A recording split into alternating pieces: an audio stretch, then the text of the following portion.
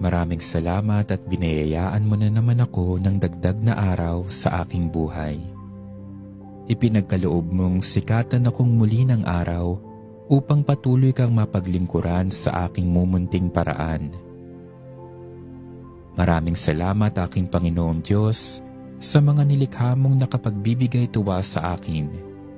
Ang mga huni ng ibon, ang malamig na simoy ng hangin, ang mayayabong na puno't halaman, at ang aking mga mahal sa buhay. Dakila ka o aking Diyos Ama, puno ka ng pagpapala at awa. Pinupuri kita at pinasasalamatan dahil sa pagbibigay sa akin ng buhay na ito dito sa mundong ikaw ang may likha. Maraming salamat po sa biyaya ng pamilya at mga kaibigan.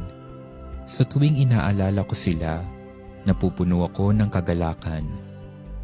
Kaya naman dalangin ko na patuloy mo kaming pagpalain, O Diyos. Lalo na ang mga taong pinangakuan kong aalalahanin sa aking mga panalangin. Aking Diyos, kung magkamali man ako o makagawa ng di kaaya-aya sa iyo ngayong araw, patawarin mo ako. Ipadala mo ang iyong Espiritu Santo upang maging gabay ko, lalo na sa mga pagpapasyang kailangan kong gawin sa araw na ito. Bantayan mo ako at ang aking mga mahal sa buhay. Iligtas mo kami sa lahat ng kasamaan, huwag mo kaming pababayaan, at hayaan mong madama namin ang iyong presensya na siyang nakapagbibigay ng sigla at tuwa sa amin.